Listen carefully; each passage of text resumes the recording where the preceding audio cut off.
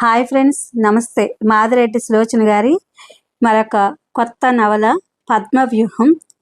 దీన్ని ఈరోజు నుంచి చెప్పుకుందాం. సంధ్యా సమయం. పడమర అస్తమించే సూర్యుడి అరుణిమ అక్కడ పరిచినట్టు ఆకాశంలో ఎరుపు గమ్మత్తుగా ఉంది. పట్టణాల్లో ప్రకృతి సౌందర్యం దర్శించవచ్చునన్న మాట అనుకుంది. చిత్తరంజన్ గారి అధునాతనమైన మేడ జూబ్లీ హిల్స్లోని ఎత్తైన కొండ మీద ఉంది. అతను ముందు చూపుతో పట్టణం దర్శించాలన్న ఉద్దేశంతో కట్టాడేమో. ఆ ఇంటి బాల్కనీలో నిల్చుంటే జంట నగరాలను దర్శించవచ్చు. అలా మైమరిచి నిల్చున్న శాంతికి కాలింగ్ బెల్ వినిపించింది. ఆమెకు అప్పుడు గుర్తుకొచ్చింది, ఇంట్లో వాళ్ళంతా పెళ్లికి వెళ్ళారని. వంట మనిషి, పనికుర్రాడు ప్రక్క వీధిలో ఒక అబ్బాయికి పూనకం వస్తుందంటే వెళ్ళారు. ఒక్కదానువు ఉంటావు అన్నది గంగ. నన్ను కాకి ఎత్తుకుపోదు అన్నది.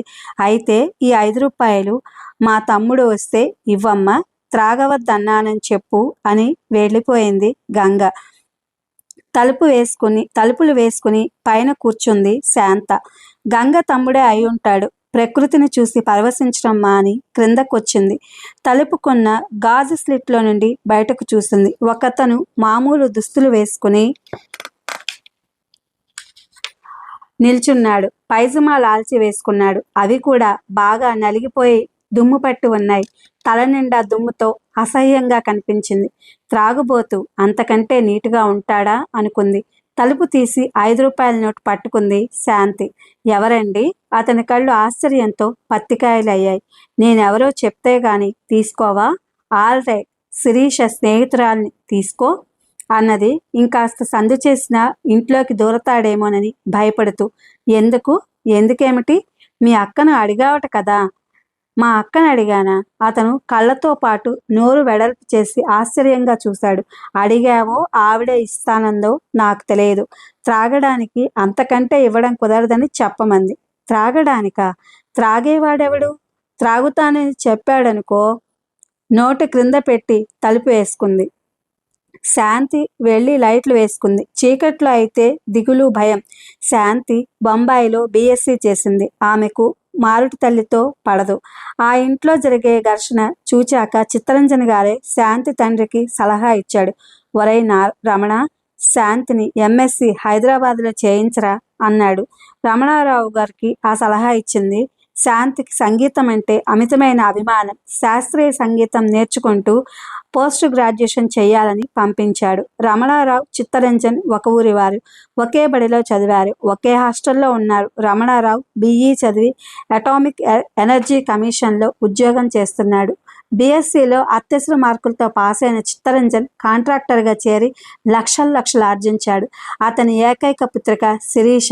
తల్లి పద్మావతికి బంధువులతో సంబంధాలు లేనందున శిరీష ప్రతి సెలవుకు బాంబే వెళ్ళేది. శాంతిని తీసుకొచ్చేది. ఇద్దరు మంచి స్నేహితులయ్యారు. శాంతి MSc ఎంట్రన్స్ రాసింది. ఆమెకు 2-3 చోట్ల శిరీషతో వెళ్తే నచ్చని విషయం ఎదురైంది. ఈ అమ్మాయి ఎవరు? పెళ్ళయిందా అంటూ ప్రశ్నిస్తారు. అది తనకు గిట్టదు. ఆ పక్క వీధిలో ఉండే ఏకాంబరం గారి కొడుకు పెళ్ళట. పద్మ శాంతిని రమ్మని చాలా బలవంతం చేసింది. రానని ఖచ్చితంగా చెప్పింది. వీళ్ళు ఇంకా రారే. భోజనం చేసి వస్తే తన పని సరి. అనవసరంగా పనివాళ్ళని బయటకు పంపించింది. నోట్లో నుండి ముండ్లు ఎట్లా తీస్తాడు? మహిమ ఉంది అంటుంది గంగ. ముందే నోట్లో పెట్టుకుని ఉంటాడు అంటున్నాడు పనికుర్రాడు బాలు. ఓహో, వచ్చేశారా? సంతోషంగా తలుపు తీసింది శాంతి. వరండాలో వేసిన కుర్చీలో కూర్చున్న గంగ తమ్ముడిని ఆశ్చర్యంగా చూసింది. బాబుగారు గంగ కంగారుగా పిలిచింది. ఓ, నువ్వా గంగమ్మ? వీళ్ళంతా ఏరి ఏకాంబరం గారి పెళ్లికి వెళ్ళారు అన్నది. నీ ముఖం, ఏకాంబరం గారికి పెళ్ళేమిటి? ఏకాంబరం గారి అబ్బాయి పెళ్లికి వెళ్ళారు. ఈ ప్రక్కన ఓ అబ్బాయి నోట్లో నుండి ముళ్ళు తీస్తున్నాడు అంటే మేం వెళ్ళాం. అదే సంగతి. ఆ ఇంట్లో మీ చిట్టపట్ట ఫ్రెండుట 5 రూపాయలు ఇచ్చి త్రాగవద్దని సలహా కూడా ఇచ్చింది అన్నాడు. గంగ పకపక నవ్వింది. మా అమ్మాయి గారేనంటే వారికన్నా తొందరపాటు మనుషులున్నారన్నమాట అన్నది. ఇటు తిరిగింది. బాబుగారు మీరండి. దేవుడు దయ్యాలు లేవంటారు కదా. అబ్బా, ఆ బాలకుమారుడండి నోట్లో నుండి ముళ్ళు తీస్తున్నాడు కదూ. ఒరేయ్ బాలు, రేపు నేను తీస్తాన్రా అన్నాడు అతను. వాళ్ళు నవ్వులు వాకిట్లో చేస్తున్న సభ చూస్తే శాంతికి మతిపోయింది. ఇదేమిటి, అతను గంగ తమ్ముడు కూడా బాబుగారు బాబుగారు అంటుందేమిటి? నిజామాబాద్ నుండి వస్తున్నాను, తలనొప్పిగా ఉంది, గంగమ్మ లైట్గా టీ పెట్టివ్వు అన్నాడు అతను. ఎవరి బాబుగారు, ఏమా కథ? శాంతికి అర్థం కాలేదు. గుమ్మం నుండి తొలగి స్థలం ఇచ్చింది. అతను లోపలికొచ్చి కూర్చున్నాడు. గంగమ్మ వెళ్ళి గబగబా టీ పెట్టింది. శాంతమ్మ, ఓ శాంతమ్మ, టీ త్రాగుతావా?